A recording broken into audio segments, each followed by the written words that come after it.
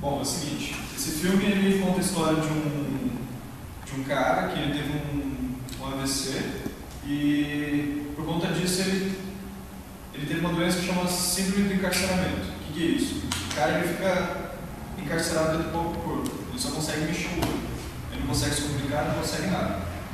Então eu vou mostrar aqui dois momentos do filme, porque assim, ele começa a se comunicar com as pessoas, tá? Porque uma fonoaudióloga ela desenvolve um método que tem que para tentar comunicar com ele. Então eu vou mostrar os dois momentos do filme, que é o primeiro momento que ela começa a conversar com ele, tentando aplicar o método, e a dificuldade dele. E aí o segundo momento é quando já está, né, como se fosse uma curva de aprendizagem que eu vou mostrar aqui. Então na hora que vocês verem a cena que ele apareceu o velho chorando assim, é o pai dele que está falando com ele no telefone, né? E é a segunda cena, né? Vocês vão entender o que é a segunda cena. É maçã F. O. Maçã F. É. E já dá play automático. Você me ouve dizer? Tá, só vou explicar o método antes, que é assim. Ele está deitado ali na cama dele, que ele não consegue se mexer obviamente, e ela montou um alfabeto com quais são as letras mais utilizadas dentro do alfabeto, ali no caso, o francês. Então, por exemplo, ela vai falando essas letras, e quando ele quiser falar, por exemplo, ele pensa na palavra lá, cachorro, que ele quer falar. Então ela vai falando as letras até quando chegar no C, ele dá uma piscada, porque isso é o único jeito de se comunicar. Daí, beleza. Daí ela pergunta, C? Então beleza. Daí ela vai. Daí ela vai falando tudo de novo, vai repetindo. Então é assim que funciona. Então aí você vai ver, essa é a visão dele, tá? Ele consegue mexer os olhos? Então, ele mexe um olho, o outro, na verdade, como ele perdeu o movimento da pálpebra, porque ele não consegue, a gente vai costurar o olho dele. Então ele fica, na verdade, com um olho só, que ele consegue só olhar para os lados e piscar. Entendi. Tá. Vous savez ce que vous voulez dire? Très bien. Alors allons-y. Je sais pas quoi vous dire, moi. Votre première lettre? Non, votre. N'est pas la première lettre. Non, c'est pas eux, je sais même pas quoi vous dire. Je sais, c'est difficile. Aí o que acontece? Ela falou a letra, começou a falar e ele piscou sem querer. Aí tipo, ele já, putz, isso não vai dar certo, não adianta, já começou a pensar. Essa fala é ele pensando, porque ele não consegue falar. Então ela já entendeu, é ouro, na verdade não é. Então já começa bastante dificuldade no começo. On va aller doucement. S A R I N T U L O N D P C. Je peux pas garder la paupière ouverte comme ça. P Dépêche-toi. Ele está falando assim, tá demorando demais, eu quero piscar. Porque ela está falando muito devagar. J. Je.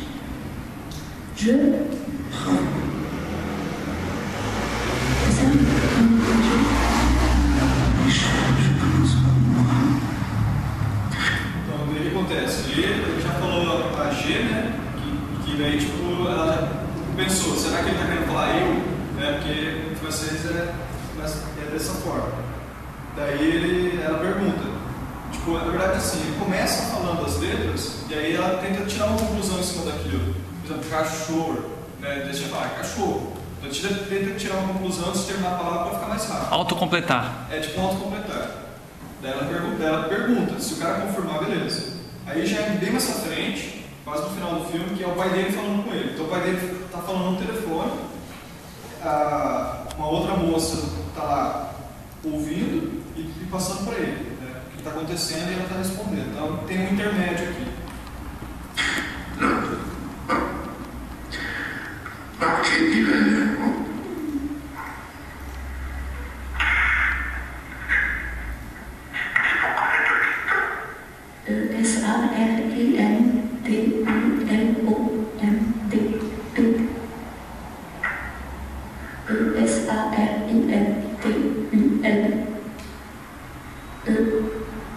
Ne pleure pas.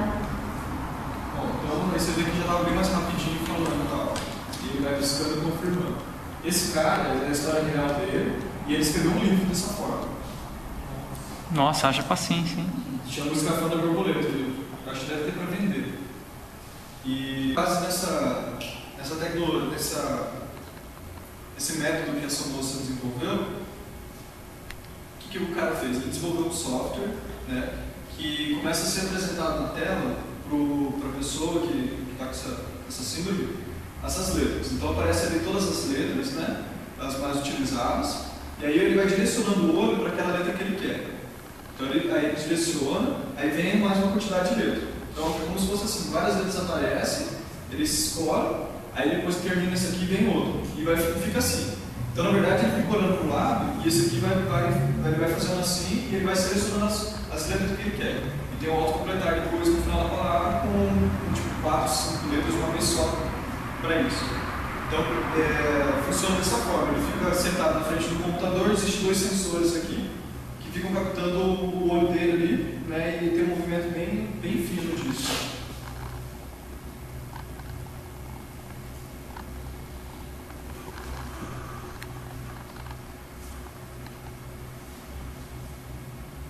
No objection was raised on the father's side. Bom, essas são as letras aparecendo, elas parecem caixas para o cara poder direcionar bem o olho. Então apareceu uma caixa amarela, branca, aí ele vai direcionando para cima e para baixo. Voltou um pouco, e aqui embaixo vai aparecendo o que ele está escrevendo. Olha como é que a diferença de tempo que vai de uma coisa, daquele método dela, que ela tinha que ficar falando letra por letra. The young man was treated liberally.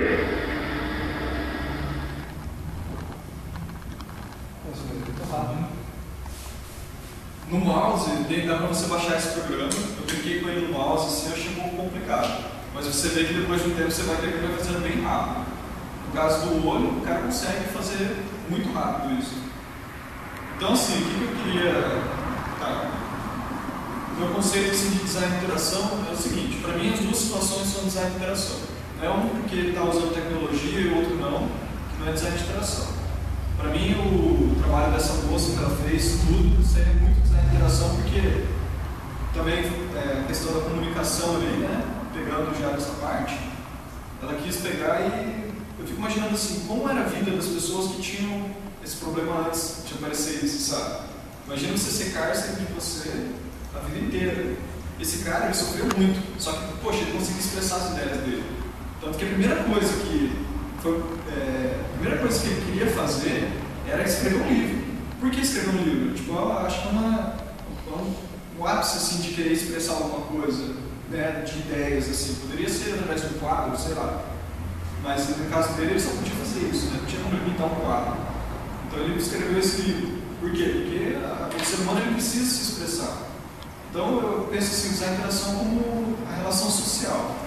Então, de um indivíduo com o outro, com a máquina e tudo, mas eu penso mais assim, a máquina também, que ela pode ser opcional. Então nesse caso aí, ele tem uma necessidade social, que é a necessidade de comunicação, e por isso ela desenvolveu esse método. Por isso que eu acho que o design de interação está contido nessa comunicação. Aí a tecnologia eu vejo como um instrumento, não como uma coisa que tem que ter. Esse instrumento, no caso, utilizou muito mais deu muito mais agilidade no tempo de comunicação dele. Então esse cara ele consegue tranquilamente conversar com uma pessoa praticamente em tempo real. E se a tecnologia evoluir muito mais, você pode até gerar de repente até uma fala, né? O cara consegue falar com as pessoas. Trazer, tipo, na verdade a máquina está chegando para humanizar a relação. Eu acho que enquanto você trabalha com essa interação para humanizar a situação, eu acho que você está no caminho certo. Agora, a partir do momento que você está tentando destruir uma relação social ou tornar o indivíduo cada vez mais individual, né? Como o caso do Koji, né, que mostrou aquelas máquinas que metralhavam os outros. Exatamente. Eu acho que isso aí você está perdendo um pouco o sentido da coisa.